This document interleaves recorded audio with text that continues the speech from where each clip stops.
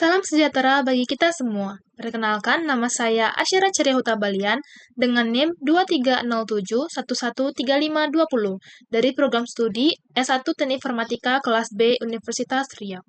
Pada video ini, saya akan mempresentasikan tentang topik Network Security Tools dari mata kuliah Keamanan Sistem Komputer. Submateri yang dibahas adalah 3 tools yang digunakan untuk keamanan jaringan. Wireshark adalah packet sniffer dan network protocol analyzer dengan mengcapture dan analisis traffic. Nmap atau network mapper merupakan host discovery, port scanning, dan OS detection. Dan yang ketiga, Snort adalah intrusion detection system atau IDS dengan role-based network monitoring. Pertama, kita masuk ke pendahuluan mengapa tools keamanan jaringan itu penting.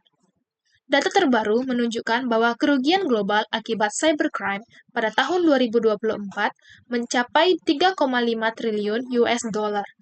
Serangan ransomware meningkat hingga 560% pada tahun 2022 sampai 2024 dan 95% insiden keamanan masih disebabkan oleh kesalahan manusia.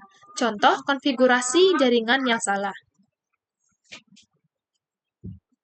Disinilah peran Network Security Tools menjadi krusial, di mana peran tools dalam keamanan jaringan yang pertama, monitoring trafik jaringan secara real-time, mendeteksi ancaman dan aktivitas mencurigakan, investigasi insiden keamanan atau forensik, analisis performa dan kerentanan jaringan, serta respon cepat terhadap serangan cyber.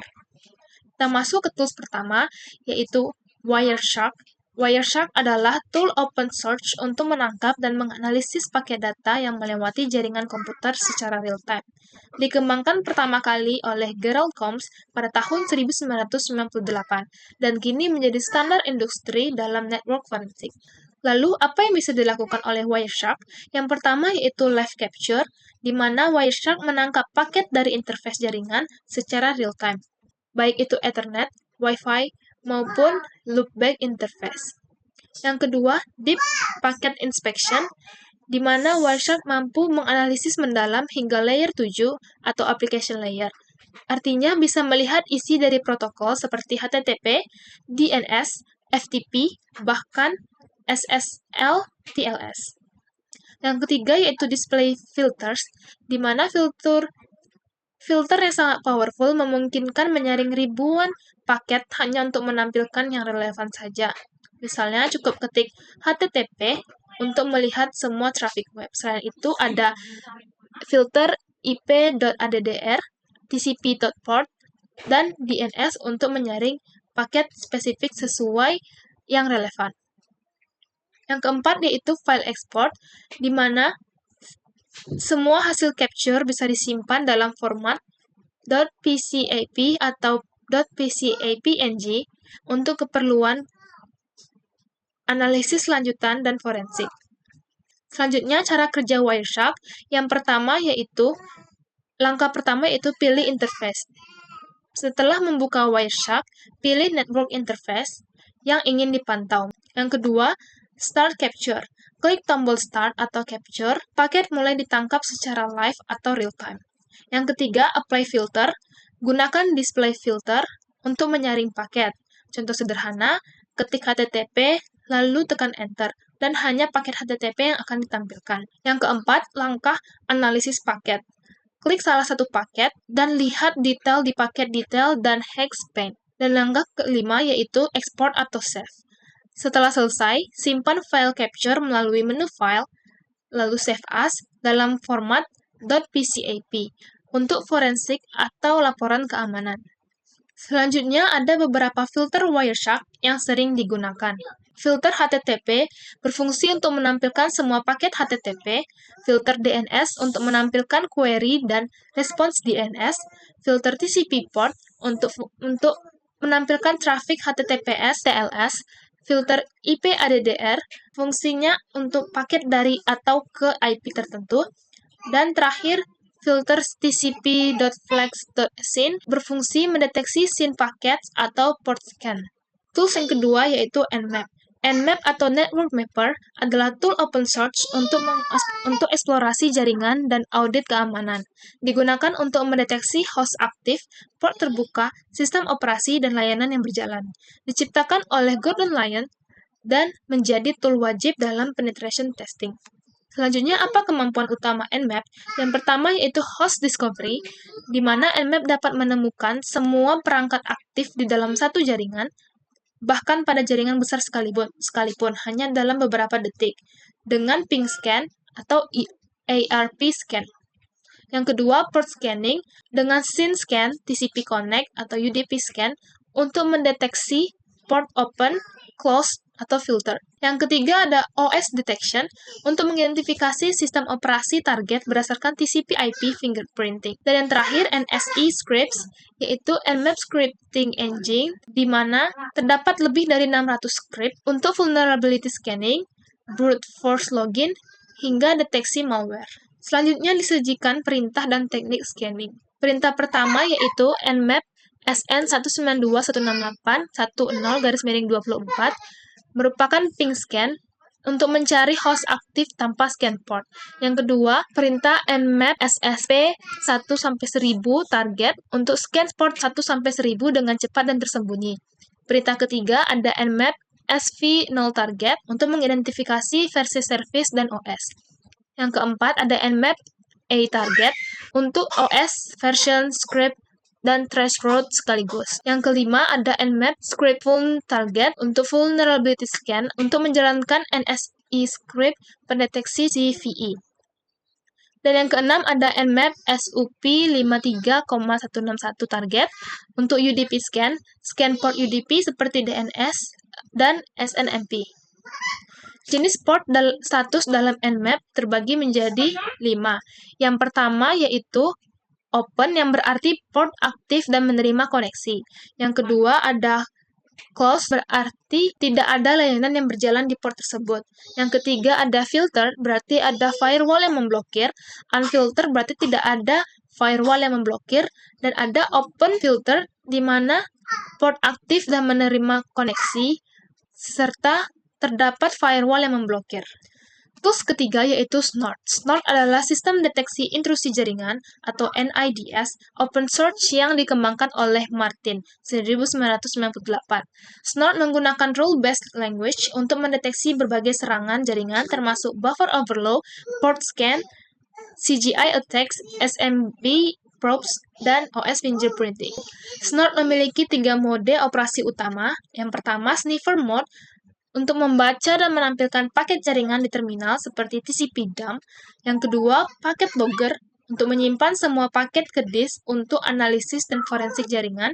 Dan yang ketiga, NIDS mode merupakan mode utama di mana monitoring dilakukan secara real time dan alert berdasarkan rule set Snort. Selanjutnya ada komponen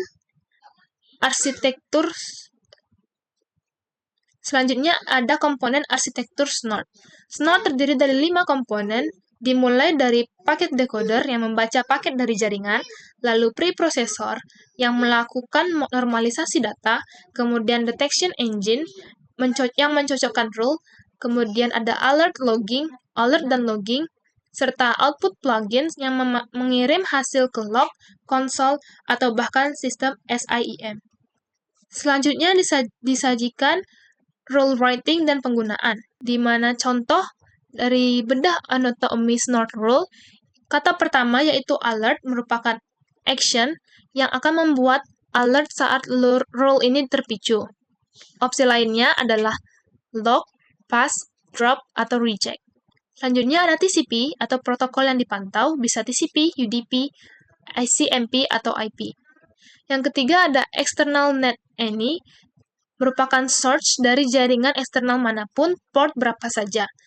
Lalu ada home net 80, merupakan destination atau tujuan jaringan, dan port 80 yaitu HTTP. Selanjutnya ada MSG SID, yaitu rule option, pesan, threshold, dan SID. SID atau Snort ID merupakan identifikasi unik untuk setiap rule. Kemudian ada perintah contoh perintah menjalankan snort, di mana snort v untuk sniffer mode menampilkan paket di konsol, snort dev 1 log untuk paket logger simpan paket ke directory log, snort a console c etc snort.conf, NIDS mode mengaktifkan rule set dan cetak alert. Selanjutnya disajikan tabel perbandingan network security tools yang telah dibahas. Yang pertama dari aspek kategori, Wireshark merupakan protokol analyzer, Nmap merupakan network scanner, dan Snort merupakan IDS atau IPS.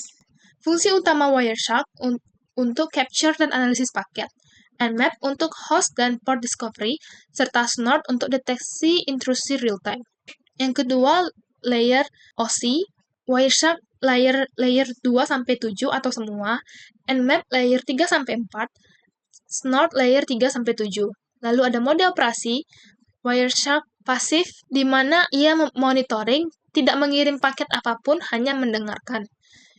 Nmap aktif atau probing, ia mengirim probe paket ke target untuk mendapatkan informasi, dan Snort pasif atau aktif dalam kurung inline. Dalam mode NIDS, ia hanya memantau, tetapi dalam mode IPS atau Inline Prevention System, Snort bisa aktif memblokir paket.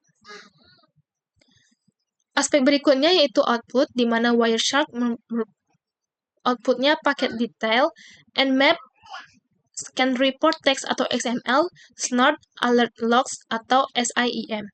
Kegunaan Wireshark forensik dan debugging, Nmap recon dan vulnerability assessment, dan Snort untuk monitoring dan incident response.